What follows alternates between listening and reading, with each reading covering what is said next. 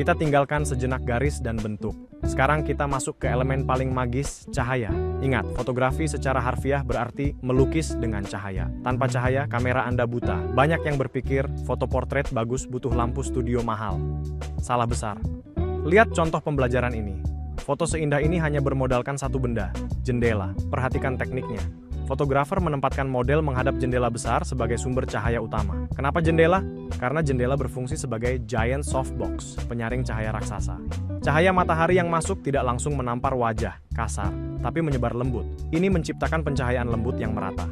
Efeknya, kulit terlihat lebih halus, kerutan tersamarkan, dan hasilnya sangat menyanjung wajah model. Dan inilah detail rahasianya. Coba zoom ke bagian mata. Ada titik putih kecil di bola matanya, bukan? Kita menyebutnya catchlight. Itu adalah pantulan dari jendela tadi. Perhatikan highlight alami di mata model tersebut. Titik kecil inilah yang menambah kehidupan pada foto. Tanpa catchlight, mata akan terlihat gelap dan mati seperti mata boneka. Jadi, tips untuk Anda, saat memotret orang di dalam ruangan, matikan lampu ruangan yang kuning itu. Ajak subjek Anda berjalan mendekati jendela. Minta wajahnya menghadap ke arah cahaya. Itulah studio foto gratis terbaik di dunia. Pernahkah Anda memotret sunset yang indah, tapi saat dilihat di layar, hasilnya mengecewakan? Langitnya terlalu putih, atau tanahnya terlalu gelap? Itu bukan salah pemandangan, itu masalah teknik. Mari kita bedah lanskap yang memukau ini untuk memahami rahasia di balik layar. Rahasia pertama adalah waktu. Foto ini tidak diambil jam 12 siang yang terik. Ini diambil saat golden hour, momen emas sesaat setelah matahari terbit atau sebelum terbenam. Cahaya matahari yang rendah menciptakan bayangan panjang yang dramatis dan menonjolkan detail tekstur yang kaya pada permukaan tanah atau air. Cahayanya hangat, tidak menyilaukan. Rahasia kedua, mengatasi keterbatasan kamera. Tantangan terbesar lanskap adalah langitnya sangat terang tapi tanahnya gelap.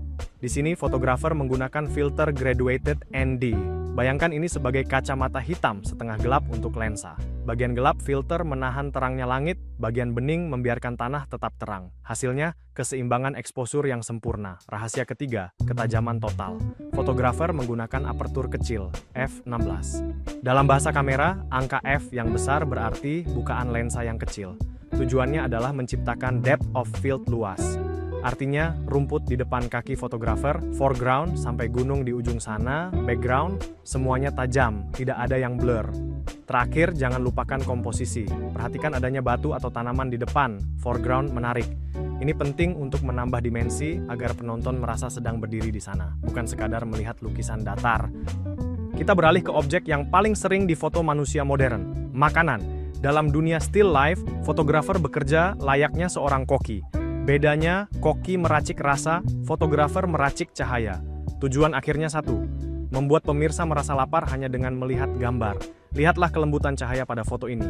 Ini bukan kebetulan, ini adalah hasil pencahayaan yang sepenuhnya terkontrol.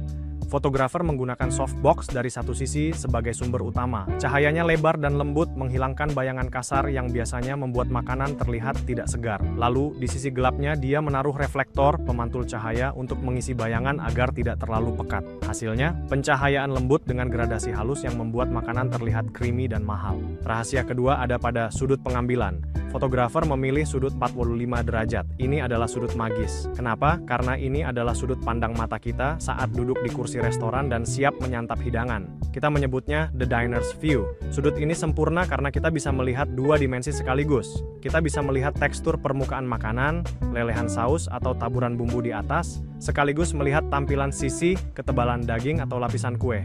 Semua detail penting terekspos. Jadi tipsnya, jangan memotret makanan dengan lampu flash HP Anda yang kasar. Cari jendela sebagai softbox alami, gunakan serbet putih sebagai reflektor, dan posisikan kamera seolah-olah Anda sedang menunduk ingin makan. Berbeda dengan gunung yang diam atau model yang bisa diatur posnya, satwa liar tidak peduli pada Anda. Mereka bergerak cepat, tak terduga, dan jarang memberikan kesempatan kedua. Foto burung yang sedang terbang ini bukan sekadar gambar indah, ini adalah bukti penguasaan teknis tingkat tinggi. Mari kita bedah rahasianya. Musuh utama di sini adalah motion blur atau gerakan kabur. Burung ini mengepakkan sayap ratusan kali per menit. Untuk membekukan sayap itu setajam silet, fotografer menggunakan shutter speed sangat cepat, di level 1/2000 detik. Bayangkan, rana kamera membuka dan menutup lebih cepat daripada kedipan mata Anda. Itulah satu-satunya cara menghentikan waktu. Kedua, jarak. Anda tidak bisa mendekati burung liar tanpa menakutinya. Disinilah lensa telefoto panjang, seperti 400 mm beraksi. Lensa ini bertindak seperti teleskop, mendekatkan subjek jauh seolah-olah berada di depan hidung kita. Ini memberi kita intimasi tanpa intrusi. Ketiga, akurasi. Burung terbang dengan pola zigzag. Jika Anda menggunakan fokus manual, Anda pasti gagal. Fotografer menggunakan mode Continuous Autofocus atau AI Servo. Sistem kamera dipaksa bekerja keras melakukan tracking subjek bergerak. Kamera terus-menerus mengunci fokus mengikuti pergerakan burung, memastikan setiap detail bulu tetap tajam. Namun, di atas semua alat canggih itu, ada satu elemen yang tidak bisa dibeli di toko kamera. Kesabaran. Di balik satu foto sempurna ini, mungkin ada ribuan foto, gagal, dan berjam-jam waktu menunggu di semak-semak dalam diam. Fotografi satwa liar adalah tentang 99% menunggu dan 1% eksekusi yang sempurna.